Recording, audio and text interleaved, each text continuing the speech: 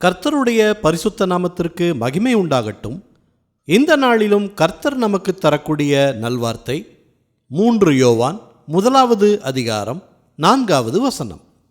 என் பிள்ளைகள் சத்தியத்தில் நடக்கிறார்கள் என்று நான் கேள்விப்படுகிற சந்தோஷத்திலும் அதிகமான சந்தோஷம் எனக்கு இல்லை.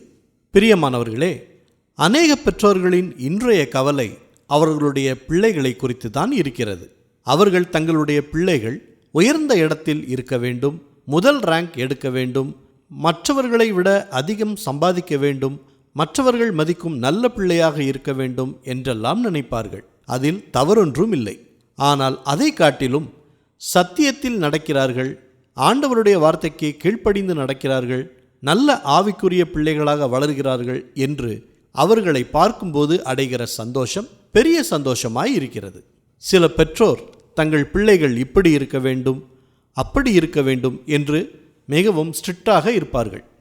ஆனால் தங்களுடைய வாழ்க்கையில் அதை கடைபிடிக்காமல் பிள்ளைகளை மட்டும் திருத்திக் கொண்டே இருப்பார்கள். சத்தியத்தில் பிள்ளைகள் நடக்க வேண்டும் என்று விரும்புகிற பெற்றோர்கள் தாங்களும் சத்தியத்தில் நடக்கும்போது, நல்ல சாட்சியாக கனி கொடுக்கிற வாழ்க்கையில் இருக்கும்போது பிள்ளைகளும் சத்தியத்தில் நடப்பார்கள். குடும்பத்திலும் சந்தோஷம், சமாதானம் நிலவும். அப்படிப்பட்ட சந்தோஷத்தை இந்த நாளிலும் கர்த்தர் உங்கள் ஒவ்வொருவருக்கும் தருவாராக. ஜெபிப்போமா.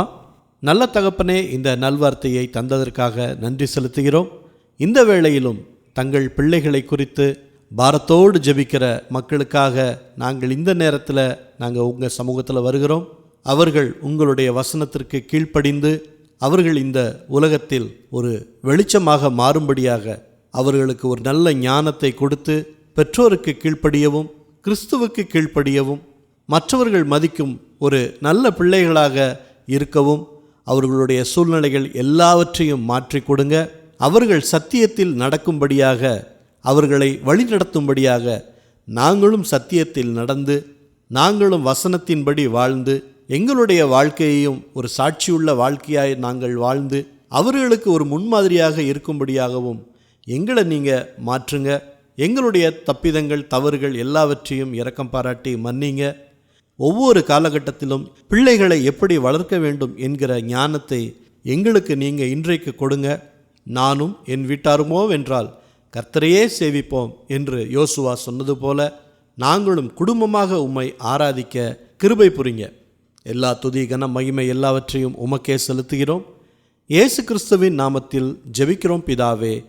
ஆமேன், ஆமேன். இந்த நல்வார்த்தையை மற்றவர்களுக்கும் பகிர்ந்து மற்றவர்களுக்கும் ஆசீர்வாதம் கிடைக்கச் செய்யுங்கள். கர்த்தர் உங்களை அளவில்லாமல் ஆசீர்வதிப்பாராக.